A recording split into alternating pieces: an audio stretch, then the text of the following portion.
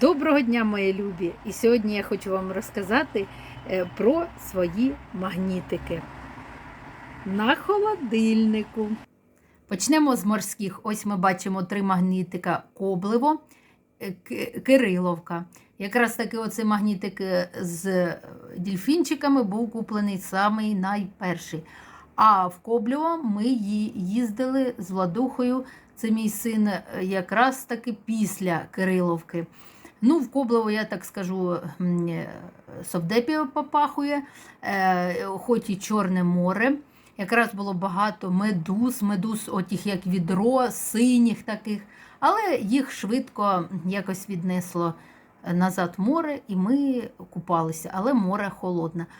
Напрочуд класно було в Кирилівці, там якраз багато було напобудовано уже нових таких будиночків, і люди якось почали в цей бізнес входити, наші люди запрошувати до себе і на цьому робити грошики.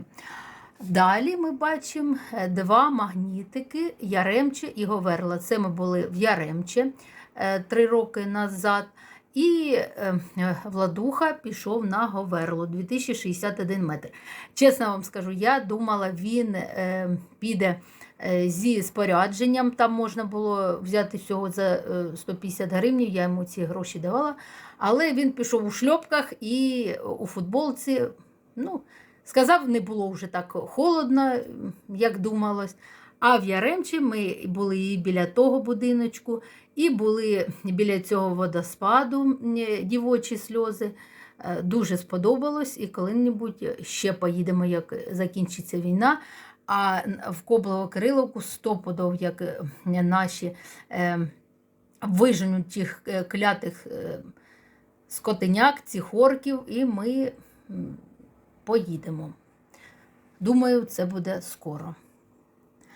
Варшаву. Це моя сестричка проїжджала, коли їхала у Францію.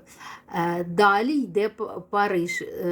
Якраз таки вона теж у Париж проїжджала. Далі ми ходили з Владухою на виставку кішечок. І ось отаку кішечку риженьку купили, він сам вибрав. Буцький каньйон, це ми їздили з екскурсією в тому році від нашого правкому «Респект», і думаю, ми ще будемо їздити, як у нас закінчиться війна і ми будемо переможцями. В Київ це я їздила не раз по роботі, коли відвозила такі спеціальні прилади в Інститут серця. Ось дивіться, які класненькі їздили в Фельдман екопарк. Я теж думаю, що Харків вистоїть. Ось ще такий Харків. І я думаю, ми ще не раз поїдемо і в Фельдман екопарк, і все буде у нас гаразд. Це ми з Владухою, коли їздили в Коблево, там якраз була екскурсія до Кам'яної могили. І там отаку штучку ми купили. Це баба-оберіг. Ну, далі різні такі, які були магнітики куплені на Новий рік. Це Владуха Реслерів, тут клеїв давно, вже і колір у них зник. Це я, як їздила в Київ, купила отаких чудернацьких 2 козака і його жінку, сімейний оберіг. Далі. Ось 2 таких магнітика, це Кам'янець-Подільський, ось отой замок гарний, а це мішечок щастя, щоб водилися грошики. Далі сестричка була на Канарах, теж принесла. А це ми, коли з Владухою їздили в Умань, оце сам дідусь майстрував отаку красоту на корі берези. Далі, коли у нас вистроїли барсу, ось якраз цей магнітик був, безкоштовно роздавалась. Києво-Печерська лавра, ну, яка теж я її відвідала, мені дуже сподобалось. Далі ось такий оберіг давно вже, це я наново його приклеїла, бо він відпав сирок. А тут ще миша була, це також оберіг. Ну що, ось нижче спускаємося. Це «Щоб я так жив». Це коли я їздила в Межигір'я, де проживав Янукович раніше. І оцей, це як коробочок спічок, тут були спічки.